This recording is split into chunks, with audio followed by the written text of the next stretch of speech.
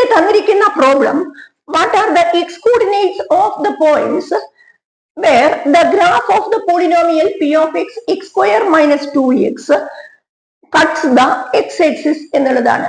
അതായത് X square minus 2x എന്ന പോളിനോമിയലിന്റെ ഗ്രാഫ് എക്സ് അക്ഷത്തെ മുറിച്ചുകൊണ്ട് കടന്നു പോകുന്ന ബിന്ദുക്കളുടെ എക്സ് സൂചക സംഖ്യകൾ കണ്ടുപിടിക്കുക എന്നുള്ളതാണ് പ്രശ്നം. ഇവിടെ നമ്മൾ എക്സ് ആക്സിസിനെ കട്ട് ചെയ്യുക എന്ന് പറഞ്ഞാൽ y കോർഡിനേറ്റ് എപ്പോഴും 0 ആയിരിക്കും, y 0 ആയിരിക്കും. അതായത് ഈ പോളിനോമിയലിന്റെ വില എപ്പോഴാണ് 0 ആകുന്നത് എന്ന് നോക്കിയാൽ മതി. അതായത് ഇതിന്റെ അർത്ഥം ഈ ഒരു സമവാക്യത്തിന്റെ റൂട്ട്സ് സൊല്യൂഷൻസ് കണ്ടാൽ മതി. അതായത് ഇവിടെ x into x minus 2 equal to 0.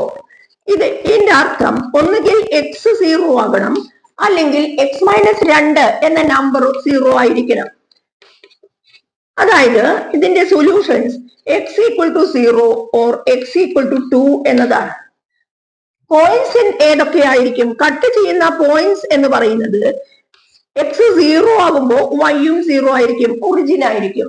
അതേപോലെ എക്സ് 2 ആകുമ്പോൾ വൈ 0 വരുന്ന പോയിന്റ് 2 0.